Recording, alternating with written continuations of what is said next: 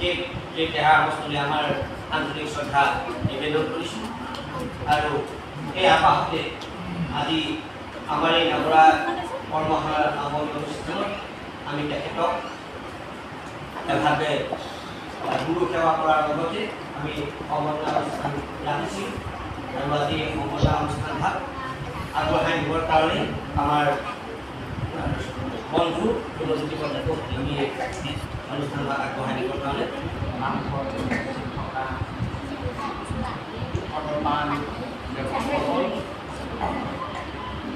অভিভাৱকসকল প্ৰশিক্ষাৰ্থীসকল আৰু আজিৰ এই অনুষ্ঠানৰ আগবঢ়াই নিয়া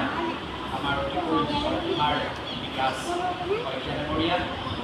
শ্ৰদ্ধাৰ কবিতা শ্ৰদ্ধাৰ নিৰঞ্জন বসুকে প্ৰমুখ কৰি উপস্থিত ৰাইজ আমাৰ বাবে অতি সৌভাগ্যৰ দিন কিয়নো এই নামঘৰভাগিত সমাপন কৰা হৈছে যোৱা বৰ্ষত গৰমত এই নামঘৰভাগিৰ পৰাই মুকুন্দ মুৰাৰী দিহানামৰ দল গায়ন বায়নৰ দল ওলালে তাৰ আগবঢ়াই দিয়াত মুখ্য ভূমিকা গ্ৰহণ কৰিছিলে আমাৰ বন্ধু নিৰঞ্জন বগীডাঙৰীয়া আমি তেখেতক কৃতজ্ঞতা ধন্যবাদ জ্ঞাপন কৰিছোঁ আৰু তেওঁৰ নেতৃত্বতে প্ৰবীণ শইকীয়াকে আদি কৰি বিশিষ্ট ব্যক্তিসকলৰ গাঁৱৰ পৰামৰ্শ আলোচনা মৰ্মে সেই দলৰে শিক্ষাৰ্থীসকলক পুনৰ নাগাৰা নামেৰে তেওঁলোকক আধ্যাত্মিক আৰু সাংস্কৃতিক দিশত আগবঢ়াই নিয়াৰ প্ৰয়াস কৰিছে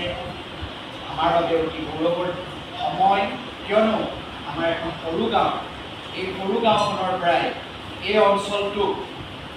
প্ৰতিনিধিত্ব কৰিছে আধ্যাত্মিক আৰু সাংস্কৃতিক আমি আমাৰ গাঁৱৰ প্ৰত্যেকজন যুৱক যুৱতী আমাৰ আইসকল জ্যেষ্ঠসকল সকলোৱে গৌৰৱবোধ কৰিব লাগে কিয়নো আজি এই সমগ্ৰ শিৱসাগৰৰ বিভিন্ন অঞ্চলত আমাৰ মুকুন্দ মুৰাৰী যিটো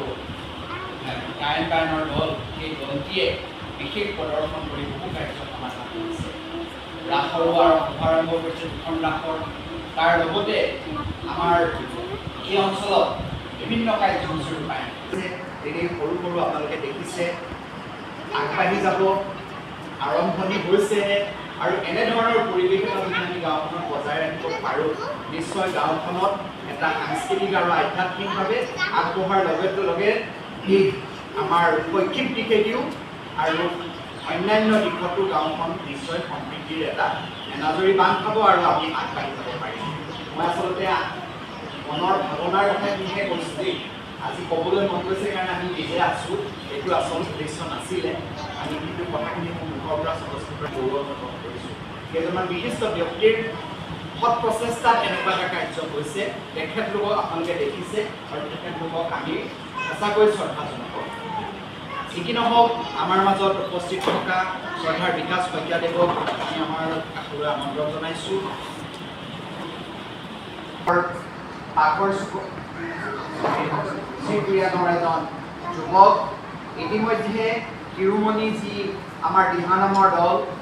সদৌ অসম ভিত্তিক বহুবাৰ শ্ৰেষ্ঠতা লাভ কৰিছে তাত তেখেত এজন সদস্য তেখেত এজন বাদ্যকাৰ আৰু নাগাৰা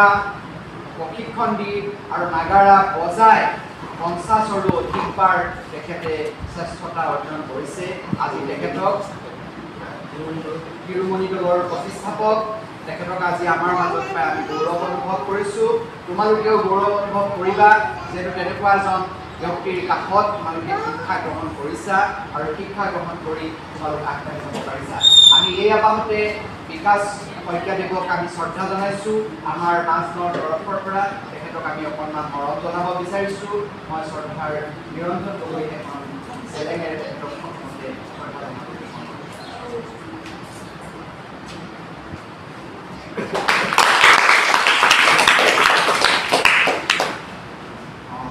আমাৰ অসমীয়াৰ শ্ৰেষ্ঠ বস্ত্ৰ গামোচা আমাৰ গামোচাৰে তেখেতক আমাৰ শ্ৰদ্ধা জনাবৰ বাবে মই কৌশল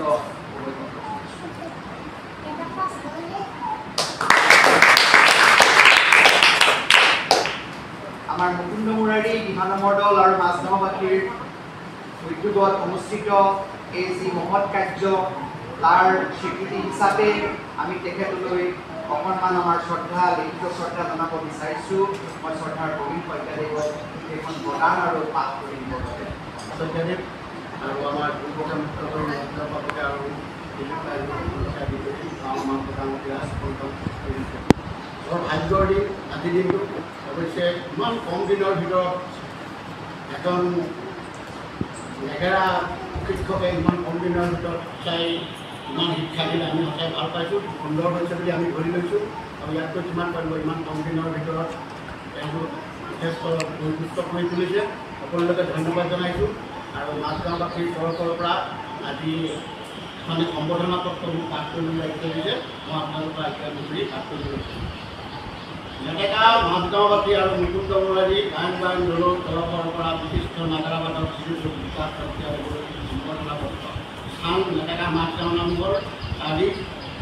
তাৰিখটো খালি আমি পৰহি আছিলে, কিন্তু পৰহি আমি অনুষ্ঠানবিলাক হেৰি কৰিব নহ'ল। তাৰিখটো অলপ ভাল হ'ল 18 তাৰিখে আছিলে 18/7/2025 আমি দিছোঁ। তাত কোনো হেৰি নাই। শ্ৰদ্ধাভাজনকৈ ধৈৰ্য আজি মহেন্দ্ৰ ক্ষণত আপোনাৰ অনাগত জীৱনৰ বাবে জ্ঞাপন কৰিছোঁ আন্তৰিক শুভেচ্ছা আৰু ক্ৰীড়া ভৰা অৱলম্বনী সুন্দৰ দৃঢ় সাধনাৰে আপুনি অসমৰ সাংস্কৃতিক জগতখন আগুৱাই নিয়াৰ লগতে নিষ্ঠা আৰু ঐকান্তিকতাৰে যি মানৱ সেৱা আগবঢ়াইছে সেই স্মৃতিৰ পৰশেৰে আজি আমি সেই জনসেৱক সুন্দৰৰ নিৰল সাধনাত ভাবিত আমি সকলো হেঁচীয়া জীৱনৰ বৰ নিৰ্বাপক গুৰু দুজনৰ সৃষ্টিৰাজিক আপুনি শুদ্ধ ৰূপত চৰ্চা কৰাৰ লগতে নাগা বাদ্যৰ সুন্দৰ পৰিৱেশন কৰি সকলোকে আকৰ্ষিত কৰিছে। অতি আকৰ্ষণীয় ৰূপত এই বাদ্যবাদী পৰিৱেশন কৰি আপুনি অসমীয়া সংস্কৃতিৰ উৎকৰ্ষ সাধিছে। আপোনাৰ এই দক্ষতাৰ স্বীকৃতিস্বৰূপ অসমৰ বিভিন্ন অঞ্চলত আপুনি লাভ কৰিছে অৰ্ধ শতাধিক শ্ৰেষ্ঠতাৰ সন্মান। আপোনাৰ প্ৰশিক্ষণতেই আমাৰ গাঁৱৰ যুৱ সমাজেও লাভ কৰিছে বিশেষ সাফল্য। আপোনাৰ এই প্ৰতিভাৰ পোহৰ আৰু অধিক বৃদ্ধি হওক। আপোনাৰ প্ৰতিভাৰ পোহৰেৰে নতুন প্ৰজন্মই ভৱিষ্যতৰ বাটবোৰক পৰমেশ্বৰে আপোনাৰ জীৱনৰ অনাগত দিনবোৰ মনোনীত কৰাৰ লগতে সুস্বাস্থ্য প্ৰদান কৰক। ধন্যবাদ সহকাৰে নেটেকা মাজগাঁওবাসী ৰাইজ আৰু মুকুন্দ বৰালী গায়ন বায়নদল নেটেকা চিত্ৰালয়।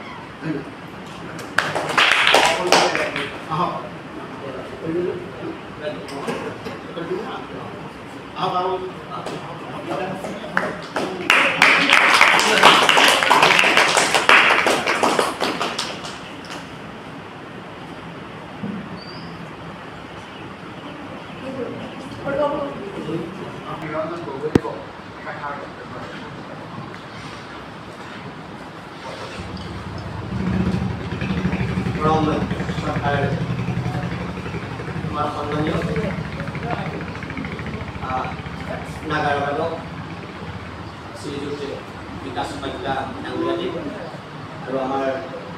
মাজগাঁৱৰ সমূহ ভক্তপ্ৰ ৰাইজ মোৰ বাইদেউ অমিত শইকীয়া ডাঙৰীয়া প্ৰফুল্ল গগৈ লগতে আই মাতৃসকল। আমি যোৱাবাৰ পুনৰ এই গায়ন বায়ন প্ৰশিক্ষণ আমাৰ অন্তত পুনশ্চৰ আমি ভাবি আছিলোঁ, আলোচনা কৰি আছিলোঁ যে পাছৰ বৰ্ষত গ্ৰীষ্মকালীন বন্ধত আমি এই শিক্ষকসকলক কি কৰিব পৰা যাব। সেই উদ্দেশ্যে আমি আলোচনা কৰিলোঁ যে এই বছৰ নাগাৰা বাদ্য লগতে দিহা নামৰ শিক্ষা দিয়াটো আমাৰ উচিত হ'ব। সেই হেতুকে আমি আলোচনা কৰি